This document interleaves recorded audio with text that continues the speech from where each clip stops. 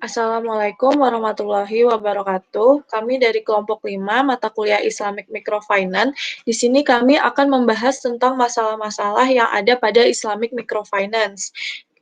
Kelompok 5 sendiri beranggotakan yang pertama ada Salwa Hanifah dengan NIM belakang 053, ada Hanifah Budiwati Utami dengan NIM belakang 063, dan ada Ahmad Muzaki Mukmin dengan NIM belakang 064. Boleh di next ke slide selanjutnya. Untuk penjelasan yang pertama akan dijelaskan oleh teman saya. Dipersilakan.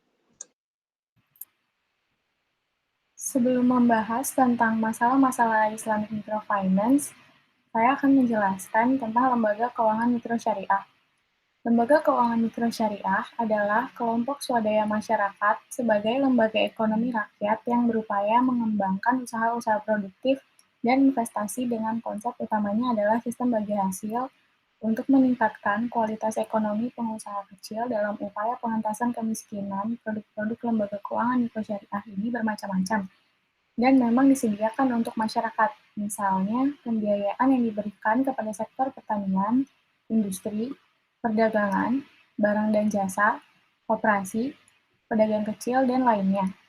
Pembiayaan yang diberikan memiliki tujuan untuk mengembangkan dan meningkatkan produktivitas para nasabah atau pesertanya. Selanjutnya, tentang masalah-masalah dalam Islamic Microfinance, yang pertama akan dijelaskan oleh Hanifah Budiwati Utami. Baik, di sini saya akan menjelaskan tentang masalah-masalah yang ada di dalam Islamic Microfinance, tentunya di dalam aspek moral hazard. Moral ini berasal dari bahasa Latin yang artinya mores dan kata jamak dari kata mos yang berarti adat kebiasaan. Sedangkan hazard merupakan istilah yang digunakan untuk menyatakan tentang suatu perbuatan yang membahayakan. Arti dari hazard itu adalah something causing danger atau riskier difficulty. Dengan kata lain, hazard adalah kondisi potensial yang menyebabkan kerugian atau kerusakan. Dan di kata lain sendiri, hazard ini juga menunjukkan pada situasi tertentu yang memperlihatkan atau meningkatkan kemungkinan terjadinya hal-hal yang akan menimbulkan kerugian. Dari moral hazard ini berarti bahaya moral, yaitu peluang terjadinya ketidakjujuran dan ketidakhati-hatian si tertanggung atau yang berhak menerima. Di next.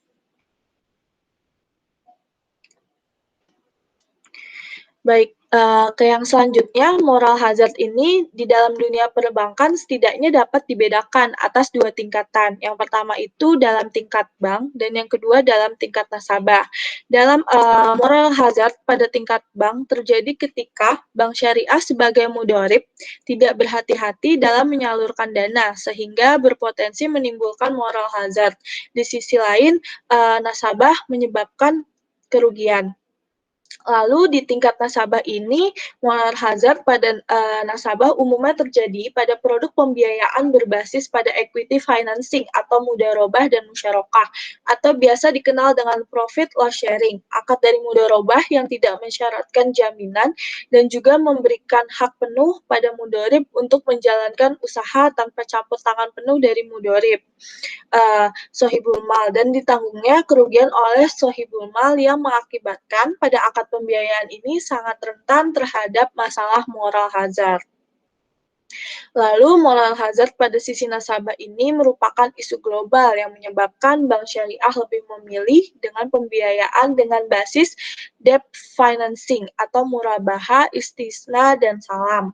Lalu ada moral hazard terjadi karena seorang individu atau lembaga bertindak yang tidak sesuai dengan apa yang terjadi di dalam kontrak. Hal ini dipicu dari tindakan ketidakhati-hatian dalam memberikan tanggung jawab kepada pihak lain atau nasabah, dan kurangnya pengawasan atau monitoring dari instansi terkait, serta kurang tegasnya terhadap pemberlakuan sanksi bagi individu atau lembaga yang melakukan pelanggaran.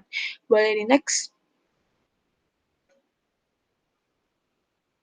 Oke, lanjut ke jenis-jenis dari moral hazard. Yang pertama itu ada physical hazard, di mana pengertiannya itu adalah suatu kondisi yang bersumber pada karakteristik secara fisik dari suatu objek yang dapat memperbesar kemungkinan terjadinya suatu perihal ataupun memperbesar terjadinya suatu kerugian.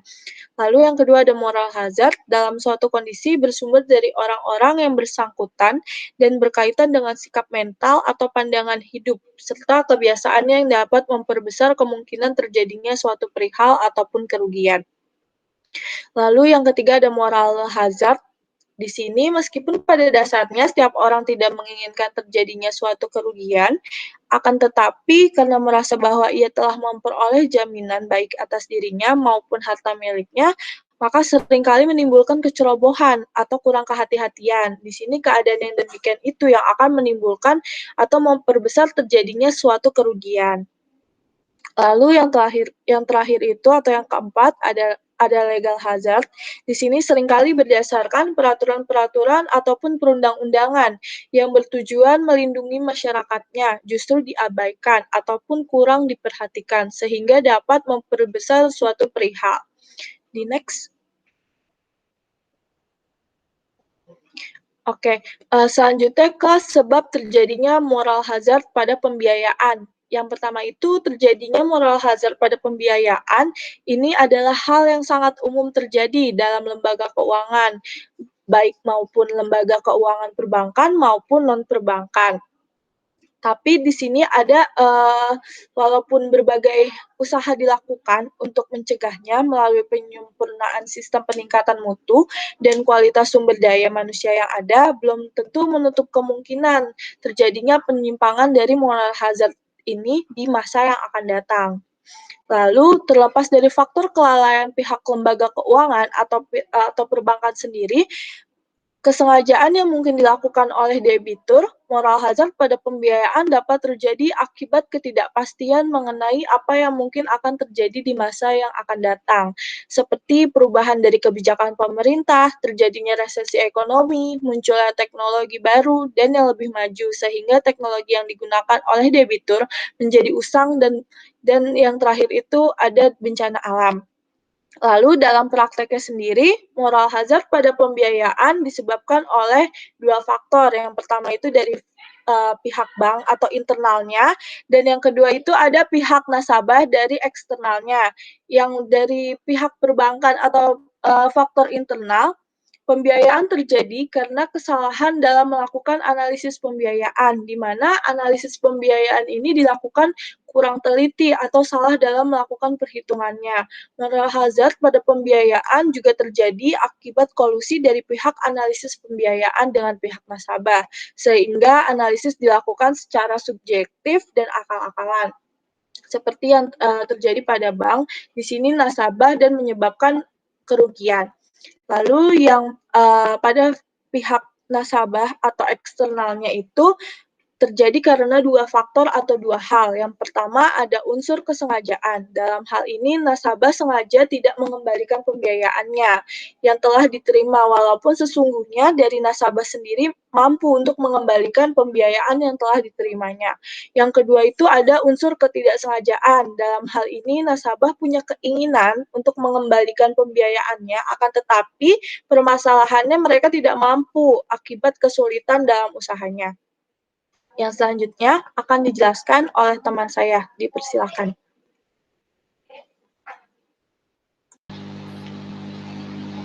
Baik, sekarang kembali ke masalah selanjutnya dari lembaga keuangan mikro syariah, yaitu adverse selection atau seleksi kerugian. Seleksi kerugian yaitu kondisi di mana individu memiliki hidden karakteristik dan proses seleksi menghasilkan sekelompok individu yang tidak diinginkan. Dapat dikatakan bahwa adverse selection adalah jenis asimetri informasi dalam mana satu pihak atau lebih yang melangsungkan atau akan melangsungkan suatu transaksi usaha atau transaksi usaha potensial memiliki informasi lebih atas pihak-pihak lain. Seperti dijelaskan oleh Stiglitz dan Weiss, dia memberikan beberapa pengertian dari adverse selection, yaitu ketika bank tidak diinformasikan secara sempurna tentang risiko peminjam dan mereka tidak dapat membedakan peminjam yang beresiko dan aman, suku bunga menjadi sangat tinggi. Ini memaksa peminjam yang layak keluar dari pasar dan mereka tidak dapat memanfaatkan peluang investasi yang menguntungkan. Next. Kondisi seleksi merugikan terjadi sebelum kontrak, di mana pelanggan dengan sukarela memberikan data dan informasi yang salah agar permohonan pembiayaannya dapat diterima oleh bank. Bank tidak memeriksa dokumen nasabah, oleh karena itu mereka memberikan pembiayaan kepada nasabah yang tidak berhak. Seleksi merugikan yang dihadapi bank syariah atau lembaga keuangan mikro syariah yang lainnya, yaitu informasi dan data yang diberikan kepada bank syariah berupa data palsu, mulai dari KTP, alamat kantor, dan jenis angguran palsu. Manipulasi data juga dilakukan oleh beberapa nasabah di rekening bank untuk mendapatkan pembiayaan atau direalisasikan pembiayaannya. Pemalsuan terhadap rekening bank atau adverse selection terjadi karena bank tidak memiliki informasi yang cukup tentang reputasi dan kondisi keuangan real nasabah. Keterbatasan ini disebabkan kurangnya transparansi antar bank. Next. Selanjutnya itu antisipasi adverse selection. Ketika lembaga keuangan mikro Islam memasuki pasar baru dan meluncurkan inisiatif mereka di tempat yang baru, mereka tidak memiliki informasi lengkap dan riwayat kredit peminjam yang baru itu. Mereka harus mengandalkan informasi yang tersedia dengan teknik wawancara calon peminjam mereka. Pemantauan pinjaman menjadi sangat penting dalam skenario seperti itu. Dengan melakukan uji tuntas dan pemantauan yang efektif, lembaga keuangan mikro syariah dapat memiliki awal yang baik dalam hal kualitas portofolio dan dapat dilakukan untuk kelangsungan hidup perusahaan mereka. Selanjutnya akan dijelaskan masalah keuangan mikro syariah oleh teman saya.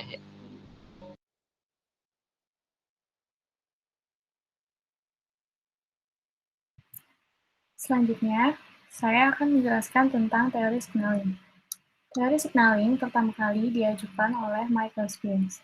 Signaling adalah upaya untuk memberi sinyal atau tanda kepada pasar tentang kualitas barang yang ditawarkan.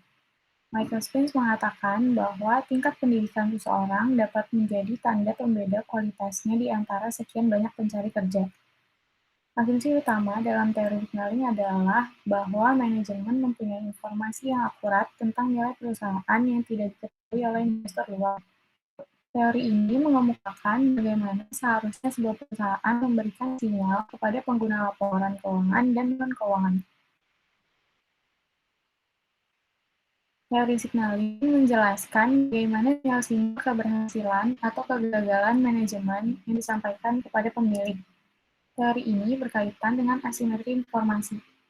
Hal positif dalam signaling teori di mana perusahaan yang tidak memiliki berita bagus dengan menginformasikan kepada pasar tentang keadaan mereka, sinyal tentang bagusnya kinerja masa depan yang diberikan oleh perusahaan yang kinerja keuangan masalahnya tidak bagus tidak akan dipercaya oleh pasar. Baik, sekian paparan dari kelompok 5 tentang masalah-masalah dari Islamic Microfinance. Apabila ada penyampaian dan kesalahan kata, kami mohon maaf yang sebesar-besarnya. Wassalamualaikum warahmatullahi wabarakatuh. Terima kasih.